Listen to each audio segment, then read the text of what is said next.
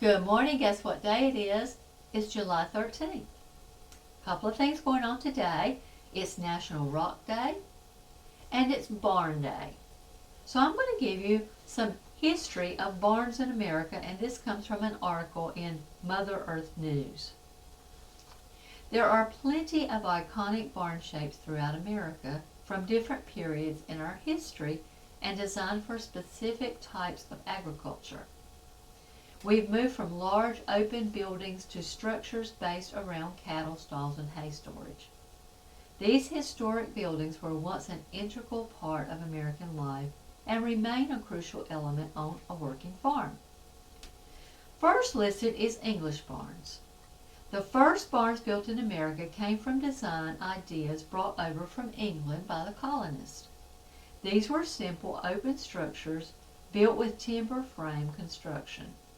Often windowless, English barns usually had the entrance doors along the eaves and did not have any basement or loft space.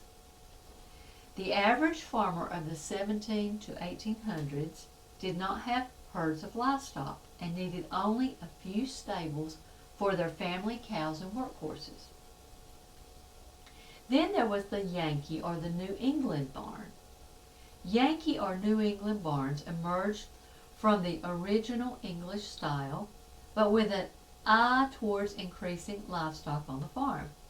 In the 19th century, farming had shifted to greater livestock production and dairy farms and such. So they changed the barn entrance and exit to the gable ends of the building. Farmers were able to set up stalls for the animals on either side of the barn. Then there's called a bank barn.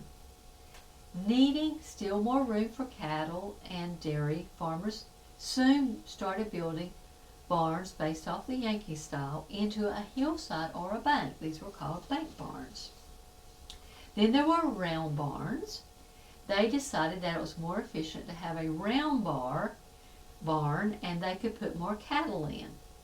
Then there was a prairie barn.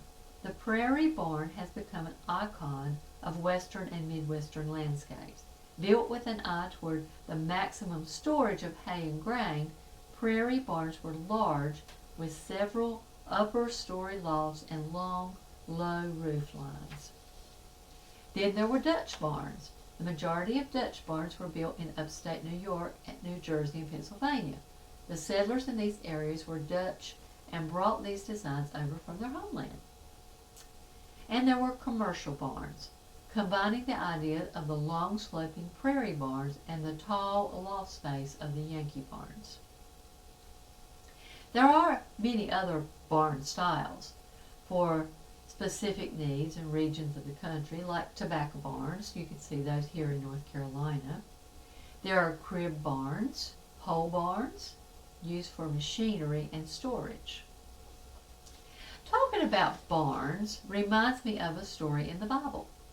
Listen to Luke 12:16 through 21. Then he spoke a parable to them, saying, The ground of a certain rich man yielded plentifully. And he thought within himself, saying, What shall I do, since I have no room to store my crops? So he said, I will do this. I will pull down my barns and build greater, and there I will store all my crops and my goods. And I will say to my soul, Soul, you have many goods laid up for many years. Take your ease, eat, drink, and be merry. But God said to him, Fool, this night your soul will be required of you. Then whose will these things be which you have provided? So is he who lays up treasure for himself and is not rich toward God. Today, don't just concentrate on your earthly things. Be mindful also of how rich you are or are not toward God. For this is the most important thing.